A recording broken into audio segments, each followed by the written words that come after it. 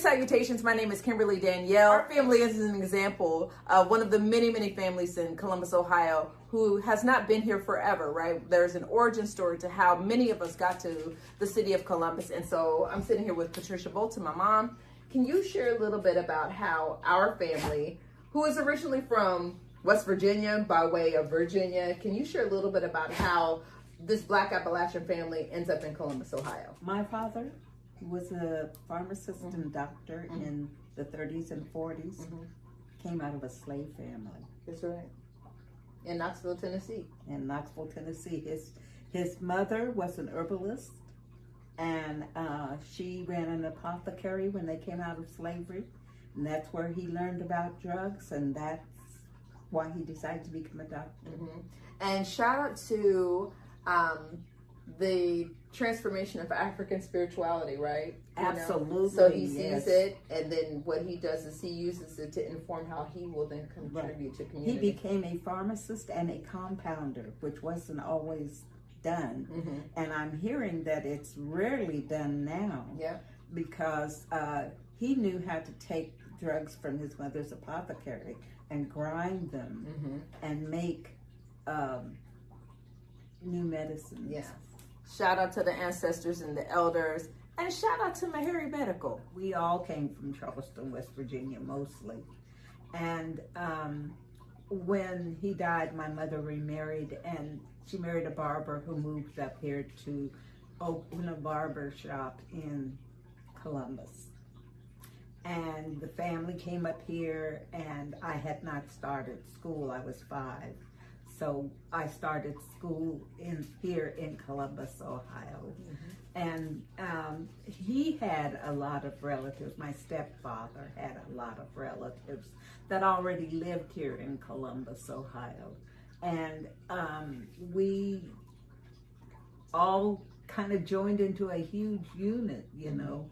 So this is interesting because I think there's a lot of stories about people who come to Columbus because they knew someone who was in Columbus, right? Right. A lot of our immigrant refugee families, a lot of cultural families have come because they knew of someone.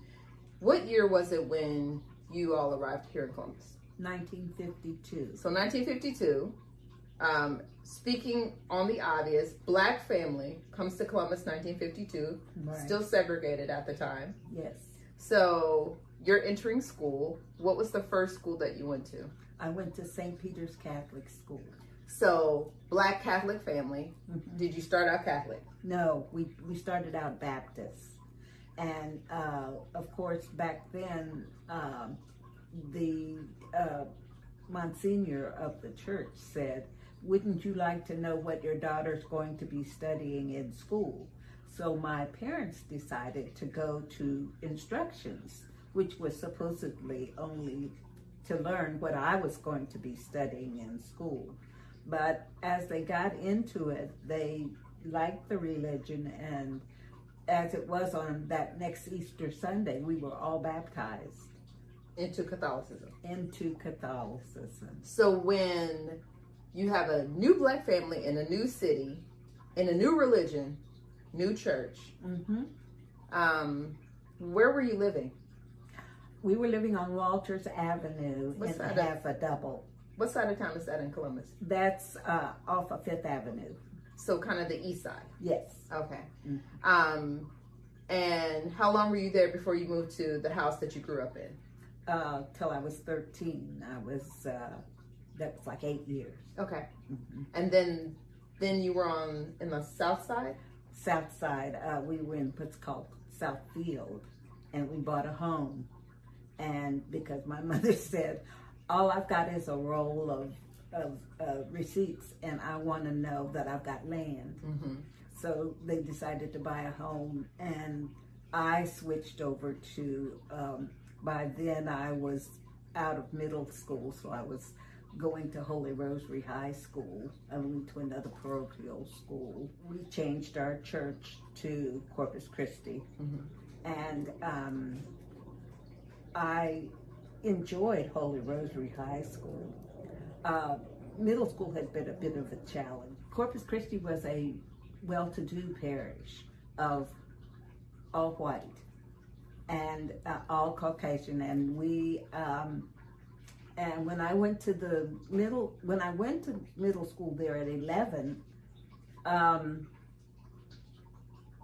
the first nun that we met there was Sister Wilma, and Sister Wilma announced that she couldn't take me in her class because I was black.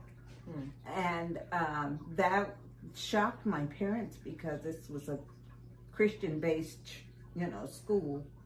But as it was, the father who was in charge of the parish said, "Oh yes, you'll take her in." And so she took me in her class, and I did 6th, 7th, and 8th grade there. Horrible. They were an absolute nightmare. People are often shocked to hear that because they say, "You were up north," but people don't understand that segregation is segregation no matter where it is. Including a Midwest town like Columbus, Ohio. Yes. In the 50s and 60s. Yes. And I didn't graduate from middle school until 61. So I wasn't even over into the 60s by the time I had finished integrating that school. Can you share a little bit about what Grandpa's experience was like working or finding work, and what Grandma's experience was like, being a homemaker? How did she, navigate the city? What was that like for her from your memory? My stepfather, being a barber, wasn't able to find work here in barbering, but he went to Armstrong Furnace where everybody told him was hiring, and he became a welder. Okay. And he cut hair in the family, but that was about it. And my mother had no problems. My mother joined the Ladies' Sodality at church, and they loved her. Of course, my mother was a bit of a legend anyway. She never met a stranger, and she was a charming little baker, and she shared recipes, and the ladies of the Sodality welcomed her. Real Housewives of Columbus, but was this kind of like a? No, it was the ladies of the parish, single, married, whatever, widowed, whatever, all belonged to the Sodality of what's called married. So they had no issue with this firecracker black woman? No, they thought she was charming. Interesting. She was a woman of limited education. She had dropped out of school because of health at the age of 12. And but she was very well read, watched the news every night, read. We had two newspapers. One was the Morning Journal, and the other one was the Columbus Dispatch. Was the Morning Journal a black newspaper? No. White newspaper? Yes, it was. I never heard of no Columbus Journal. Okay, go ahead. No, Morning Journal. Now I got to do some research. Yeah, okay. And believe it or not, the Column Post did exist. So, did y'all get the Column Post too? Oh, absolutely. It came every black Friday. Newspaper. Black newspaper. Yeah. It came every Friday. Did you notice, I'm just curious from just a journalistic perspective, did the Column Post write the news differently than? Absolutely. Really? In fact, they had the information that was pertinent to the black community. And the only thing my mother objected to in the Column Post was they had a column called Good Morning Judge, and it was about who had been arrested. No, ma'am. Sorry. No, sir. No, ma'am. Your grandma's like, don't be putting people's business out there. That's right. She wasn't like that. She wasn't like that at all. And but she said, I'm not going to stop getting the Column Post because it's got the other information. What was playing at the Lincoln Theater, what black shows were in town, what Helen Carter was doing when the recitals were piano recitals were coming, and there were a few black shows that were coming through Ohio State and Capitol that would also be advertised in there. And so we were aware of what was going on throughout. And we tried to keep up with the social part of it as well as the educational. She read both papers, stayed abreast of all the political issues, made sure that she knew who was running for office and who she should vote for. So she was a voter. Yes, Oh, absolutely, yes. Okay. And she had moved up here because she had friends, the Smoots from West Virginia, and he was a black general contractor up here that was very popular. And he had built some dorms at Ohio State and so forth. And that was Uncle Sherman, and his wife was Aunt Betty. We called those, they weren't blood relatives, but we called them typical. Yeah. For the culture. Yeah. And it was through Aunt Betty that my mom was taken around town and learned the different places to shop and all those things to do, where to go and who to meet. And my Aunt Betty belonged to a group called the Victory Matrons, and they were kind of an elite black female group. And so my mom got in so she kind of pulled my mom in with them. And so my mom got in it smoothed off all the edges for my mom and took her into a little higher echelon. Grandpa and Grandma and you are having completely different experiences in the city. Absolutely. So he's kind of like, can't do his profession, so he ends up being a laborer. That's all he did. She's kind of got a little bit of the high life. Yeah. Little white glove society kind of situation. A little bit of both. Middle school rough, high school great. High school was fabulous. And where'd you go to high school? Holy Rosary. It was off of Fifth Avenue as well, but it was in a different section of town. It's further north. It was already very integrated when I got there. So now, this also means, if I'm doing my math, the family had come to Columbus prior to the 70-71 split. Yes. Which means Longstreet was still black. Yes. But thriving black. Yes, it was. You can't even fathom, the pulse of Longstreet before the 70-71 split that decimated the black community. Absolutely, because I was going to as I mentioned, I was going to St. Peter's Elementary School, and they closed it down because they were going to tear all that area out to build the freeway. Wow. Okay. Yeah. So when y'all would go down to this area of town, coming from the north side or wherever you're living, south side or whatever, what kinds of things were y'all doing on Longstreet? So what was the business that y'all were? That's where we went to get our hair done.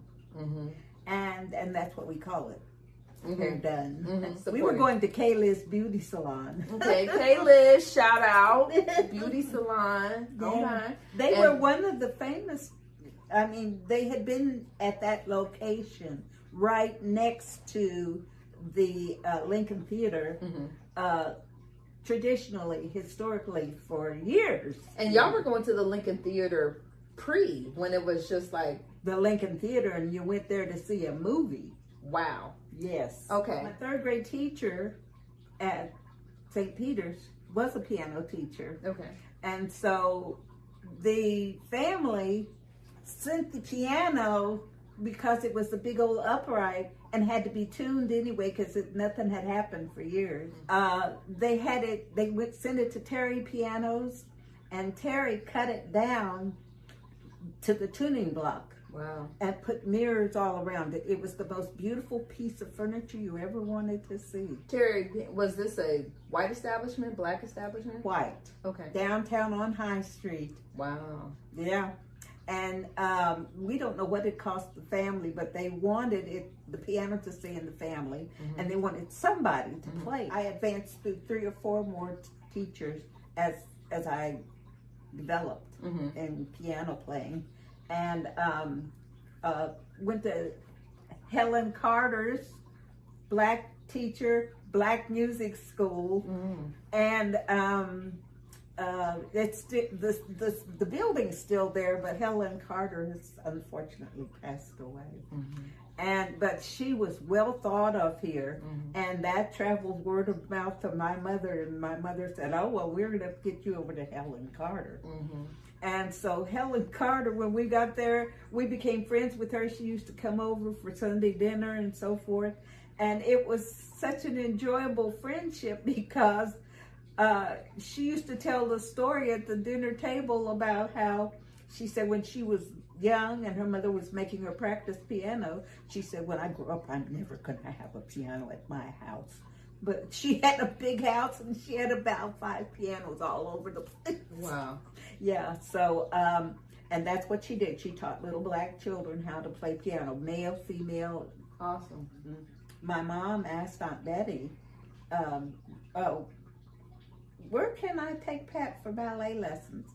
And she said, "Oh, Betty Brown Robinson is my cousin, and she teaches all the little black girls ballet." Wow. And she has a ballet school that she runs out of her home. And I'll never forget, the basement was where we did a lot of our basic foundation stuff. But the second floor, she had completely cleared out and beautiful floors. And that's where the dancing poles and mirrors were. Wow. So it was a real, but a lot of people say, "Is that really?" Yes, it was a real ballet school. Yeah. And we were all black. And one of the girls who went there was Debbie Bland Robinson, who actually ended up joining the Columbus Ballet and did Nutcracker Suite for Columbus Ballet. Wow. And we had a couple guys who did lifting, and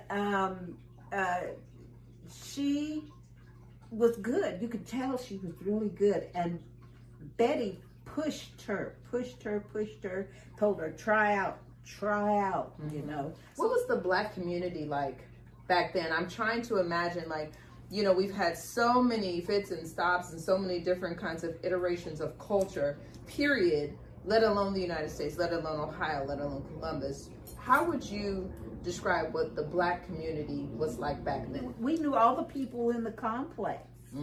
And everybody in the complex helped everybody in the complex. I mean, shared food, shared, you need a ride, whatever.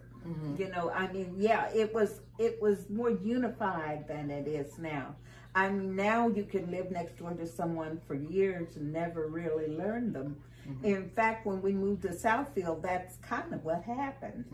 But when we first moved to Columbus, the black community was more unified. It was, hey, we're here and we're going to grow together.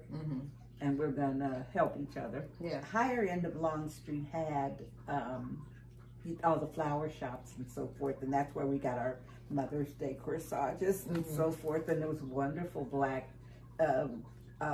florist that's still there. Do you remember the name? Was it Batiste? Yes.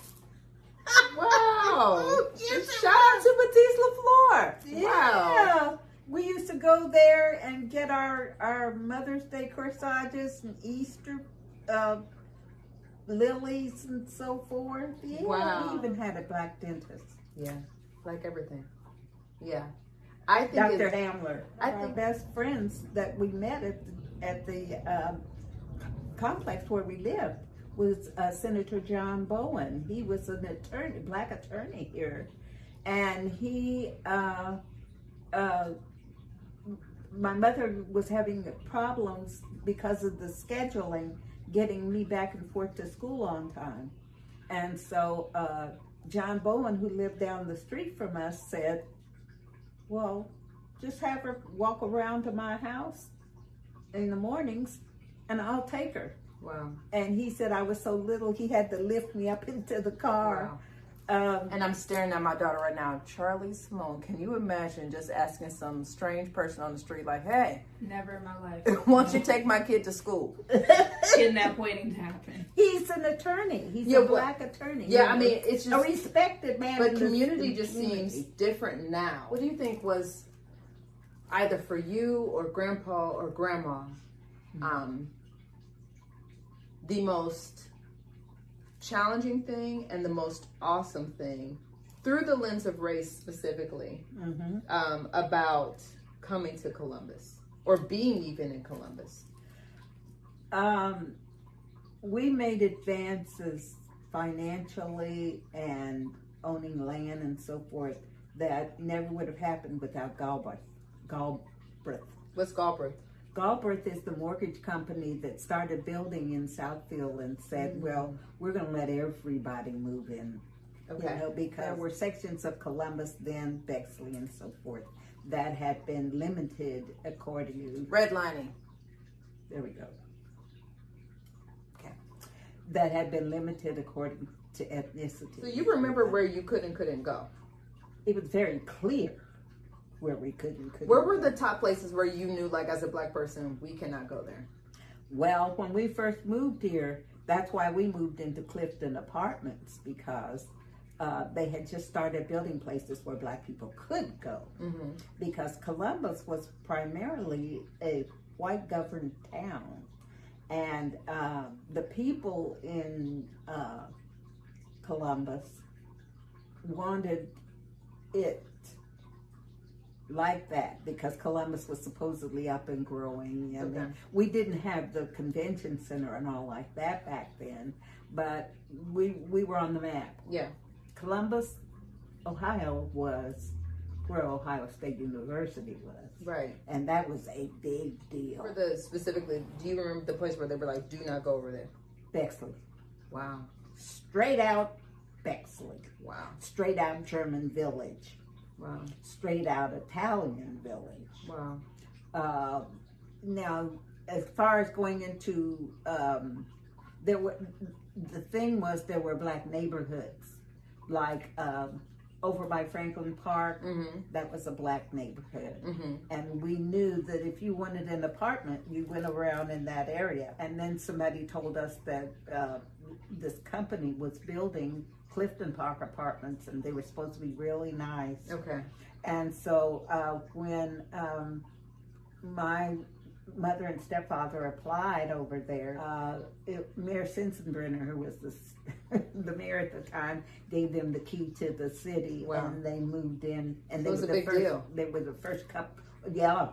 The first couple or the first black couple? First black family that moved into Wow. this new housing and I think he wanted it known that this is going to be open to everybody. And so we had, and the thing was, Clifton Park turned out to be so, it was almost like family oriented, because there were a lot of people that went there that were starting out, you know, young people that had just gotten married or just having their first few children, you know. Yeah. And that's where we met John and Jean Bowen, the senator. Well, he became a senator many years later, but he was an attorney then. So what do you think was it sounds like the opportunity, the ability to grow, evolve, high point. What do you think the low point was? The low point was, you know where you had to stay if you wanted to be with your people. You went to Longstreet, Mount Vernon, like that. Even with there being clear disparities, clear differences, very much a lemons out of lemonade, excellence is still coming from the community, you know, all kinds of. That should be noted. Y'all came in kind of like middle class. Yes, we came in middle class. So there's also a class element in addition to a race element. So you didn't come in struggling, and you know, we can't, you know, so which made it different. Certain things that you got to avoid. Yes. Some of those. Some of them. I mean, I had to go to Corpus Christi, and Corpus Christi was, like I said, an elite parish of much higher level income, socioeconomic group of white people.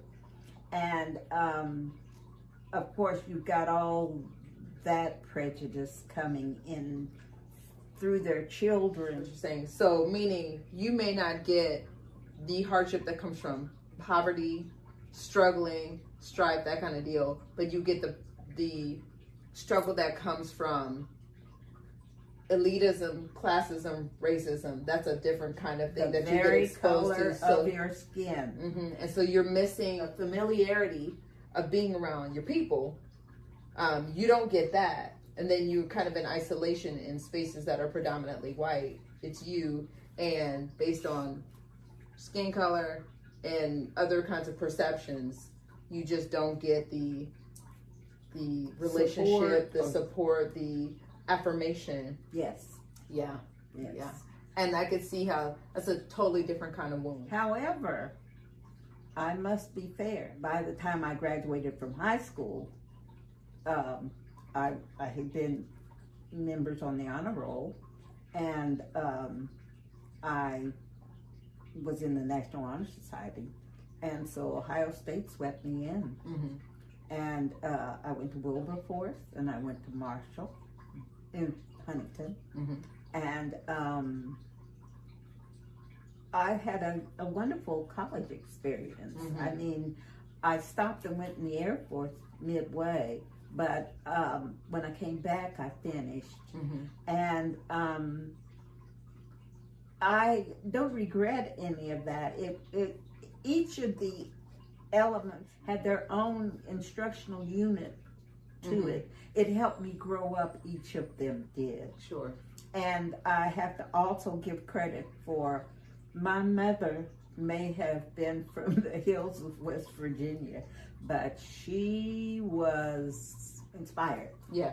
And she had married my father at 30 and 31. Right. I mean 30 and 40. Yeah. And he had already set aside money for me to go to college, and So they have vision. yeah, you know, I was privileged to go to college because I lost my father, and he had survivor's benefit from World War II, and he wasn't going to have it any other kind of way. He put me in school. I tell people all the time. They say, "How many years have you been in school?" And I'd say 25, because he put me in school at 3. So because I was an only child, and I was in play school. That's a lot of why some of the stuff happened to me as well. When you have an only child, you can just do certain things for them, and especially if they had money in the bank. Right. And it was almost a unique family position. Yeah, there's almost like a divine protection how you got to come, the family got to come to Columbus, so you got to have a unique kind of Black experience. Yes, I think in a way we did, but I think that, you know, I came along during the 60s, and it was very chaotic kind of time, because we had our Huey Newtons and our MLKs and we had Thurgood Marshall. Yeah, Thurgood Marshall. Oh, I mean, all medical versus accepted. Yes. A lot of tension. Yes. JFK. All the stuff's going on. Yes, and I was also under the influence of, like I said, Aunt Betty and Uncle Sherman. And Uncle Sherman wasn't going to have it any other kind of way, except we were going to be exposed to all the things that were out there. I remember being a debutante because Aunt Betty wanted the Victory Matrons to sponsor me, and they did. And where was your cotillion? Valley Dale, yes. Right. And it was beautiful. They wrote it up in the paper. I mean, it's called the Starlight Cotillion. And we came out. They hired this woman who was high thought of in the Black community to do our ball, and she taught us how to bow and how to be gracious, and all these beautiful gowns. And these were Black people that said, "I'm gonna put some money aside and we're gonna do this up. And all of our escorts wore tuxes. That was the thing. If you didn't have somebody teaching you things like that, it was harder for you to access things. You know, you have to have somebody in your ear, you know, to know where to go, how to go about it, who to talk to. Yeah. You know. So in wrapping up, my one question for you is this. If you could envision a Columbus for your great-great-grandchildren, what would you want their experience through the lens of race, through the lens of other kinds of elements, but what kind of Columbus, what kind of community experience would you like for them to be able to have? Thinking about this full expansive timeline from, you know, your grandparents, you know, everyone. And if you imagine then 2 generations from now, what would you like them to have? I'd like them to have everything we've had and more. I'd like them to have the opportunities for education and employment and so forth that we've had. I feel like I haven't really missed anything. I had that horrible period in my middle school, but the recovery was beautiful.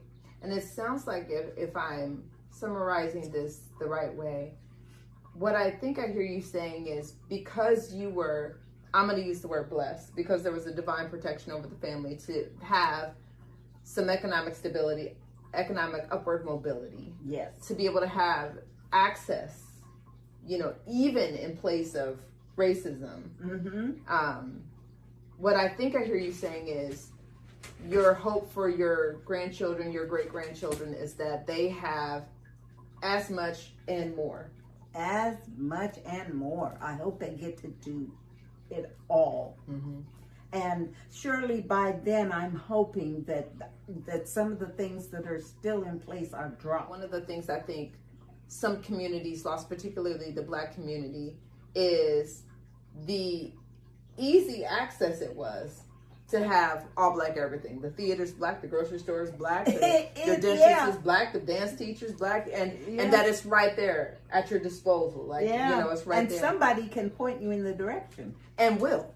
And will. And because what that also speaks to is so many Black businesses, so much Black entrepreneurship, Black dollars staying in Black community, right? And, you know, and so while we have... And back then, when you had a Black community, it was not limited to lower class. Right. It was mixed. Everybody. Yeah. Every level of Black person you ever want is there. My stepfather was a welder, and down the street was a Black attorney. And everybody's cool. And everybody's cool. Again, thank you. Absolutely. I'm hoping for myself, and even just hearing these stories, what I wish from my children, my grandchildren, my great-grandchildren, is a future where they get to have the best of this new reality, you know, with technology, all these kinds of things, and green grass, clean air, and to see that excellence in their skin, their hair texture, the spread of their nose, the fullness of their lips, has always been there and will always be there. Will always be there in all its beauty. Right. And that it doesn't minimize other cultures that are around, but that they can see that there's excellence in their identities as well. And that's, I think, what I'm taking away from. And I think you can definitely support me when I say our home was like the United Nations. Everybody in every race came to our house. Yes, growing up.